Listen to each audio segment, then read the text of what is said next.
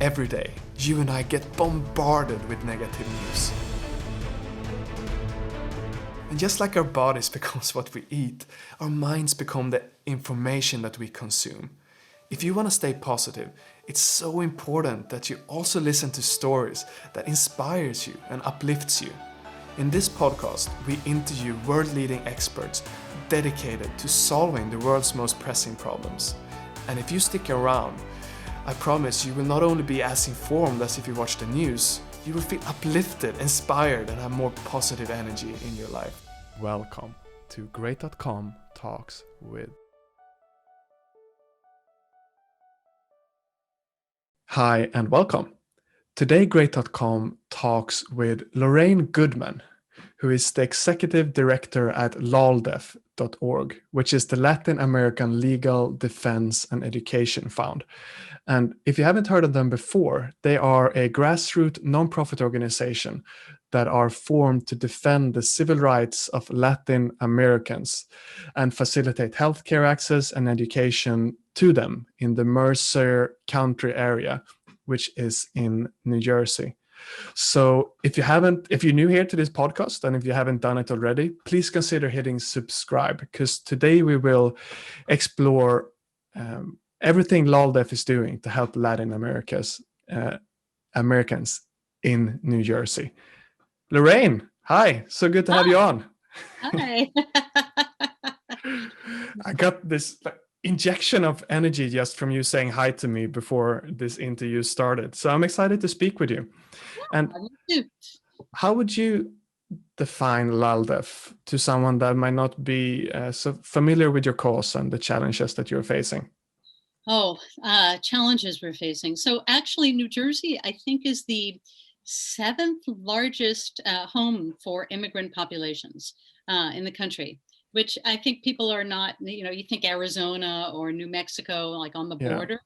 But in New Jersey, there's quite a number of people who are immigrants, and oftentimes undocumented immigrants, especially in the Trenton area. LALDEF was originally founded in Princeton, and Princeton University is also considered a rather wealthy enclave, but it's actually has a huge number of people living below the poverty line, as well as in Trenton. We have a large number of people, most of whom are immigrants. Let's see, I have some numbers here. Nearly a quarter are foreign born. 17% are non-citizens, including legal permanent citizens like green card holders. Poverty rate is 28%. Wow. And among Hispanics in Trenton is 31.5%. Another big issue that we have in Trenton among the Hispanic and first generation American families is high school graduation rate. It's less than 50%. Wow. High school graduate, getting a bachelor's degree is less than 5%. So what LALDEF does is, we don't, we're an on-ramp for new people to our country. So we see ourselves as we provide access to a lot of different types of services. We partner with a lot of other organizations so we can direct people, if they come to us, towards the food banks, towards the hospitals, towards whatever care they need. But we also provide what I like to group together as education persistence programs. So these are, one of our programs is with the Princeton Area Community Foundation, and it's to address absenteeism in middle school, because what often happens is that the student is bilingual. They speak English. They may also be able to drive a car and have a license, whereas the parents do not. So they'll take the student out of school to be a translator for other siblings, for the parents that they have to go to court or whatever that is, and the student misses school. So we provide a bilingual case manager, who works with the families and takes the place of the student so the student can stay in school. So that's one of our programs to address, again, educational persistence. Another program we have is Futuro, which focuses on high school juniors and seniors who are promising. They have to maintain a 3.0 average. in high school. And we provide them with mentoring and tutoring so that, and family support so that they will stay in high school and finish high school. We have a 100% graduation rate among our Futuro students, Wow. which is pretty amazing. In addition, 80% of them graduate high school or secondary higher education. So this past year, we had 27, we have basically 15 in each cohort, and there are four cohorts, 2 in Princeton, 2 in Trenton, juniors and seniors. We had 27 graduate last year, and they all got accepted to their top choice in colleges, including a couple of Ivies in there. And they got over $2 million worth of scholarship money. Wow. Yeah, it's Wow. a very, very, it kind of gives us our proudest moments because these kids are amazing. And they want to go forward. So those are our education persistence programs. In addition to that, we also provide basic legal immigration services. So immigration law is probably the second most complicated law in our country, right after taxes. And a number of the cases that we deal with are things like DACA. They go from simple things like DACA renewals. DACA is the DREAM Act, right? To asylum, to what are called SIJ cases, VAWA cases, U visas. There are about 9 or 10 of them that we deal with on a regular basis. Mm.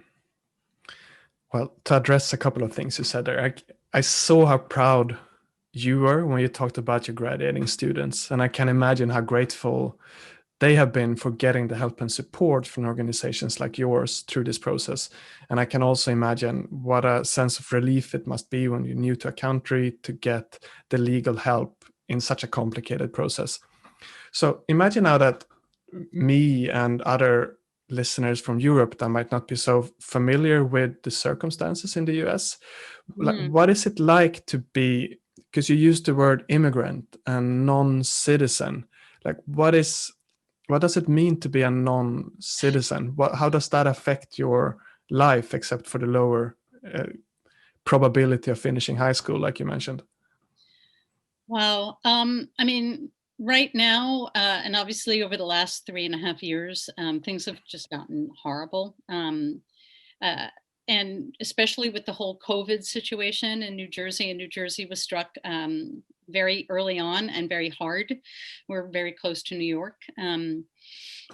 A lot of the people who are undocumented, when they come here getting documentation, oftentimes a lot of the people in Trenton area are from Guatemala, which is ravaged by drug wars and violence.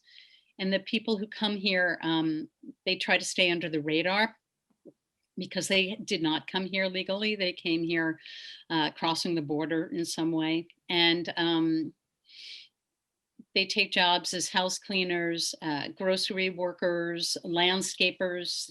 Because of the universities here, there's a huge demand for that kind of work.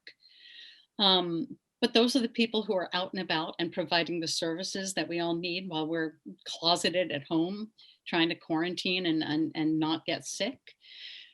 So I know that the number of COVID deaths in the New Jersey area is 3 times for Hispanics than it is for whites. Wow.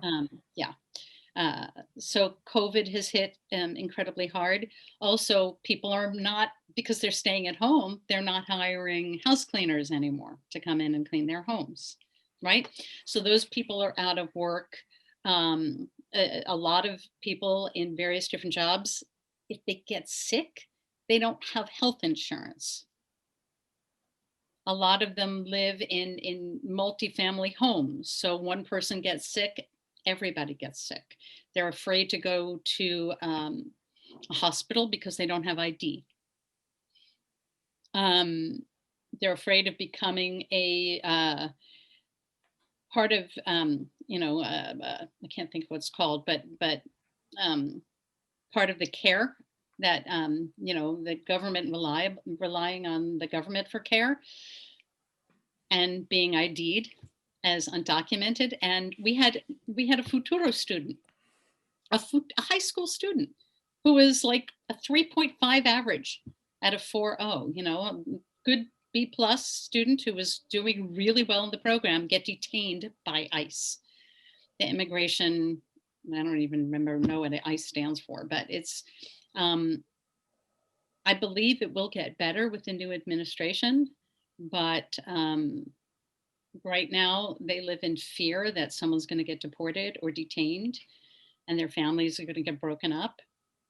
So that's a big problem. I can imagine the sense of isolation, not feeling like they really belong in a society. That must be really, really hard.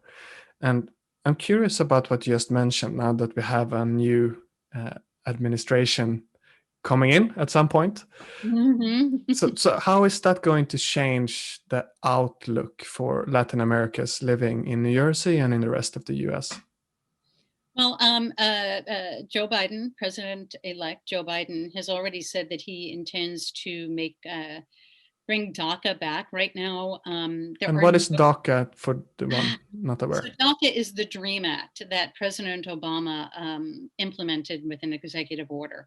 And what that means is that anybody who's here who is was brought here as a child, so not because they came with their parents, they didn't come because they didn't make the initiative. Their parents brought them here, so it was of no. They didn't make the choice to come here. And this is really the only home they've ever known. That they have the opportunity to finish their studies and get papers so that they can stay here and work and finish their degree, and oftentimes work that towards getting citizenship. So if they complete a certain number of things, don't get arrested, complete their college education, then they can stay here permanently. So it's a path towards citizenship. Under the Trump administration, they stopped offering new DACA applications. And they also it used to be that you had to apply for the DACA renewal every 5 years, I believe that's what it was. Now it's every year, and it's expensive, but hopefully that will change. So that's expensive one thing. And headache with all of the admin, I suppose. Yeah, hopefully these changes can make circumstances a bit easier for those, especially those who didn't choose to go here. Yeah. Now, from LALDEF's point of view, what do you hope to accomplish in the next, let's say, 5 or 10 years? What is the vision? I think the mission is to not need us anymore, right? Whether or not that will ever happen, I doubt. But I know when they founded this organization, it was with the hope that we could make the situation better for all immigrants to our country. I'm not personally an immigrant, but my grandparents, 3 of my 4 grandparents were immigrants who escaped from Russia, escaped the pogroms in Russia, and making an arduous journey over the sea instead of over land in the desert, but not that different, right? So to make our country more accepting and understanding of people who come here, your huddled masses yearning to be free. That's right. That's the poem on the Statue of Liberty.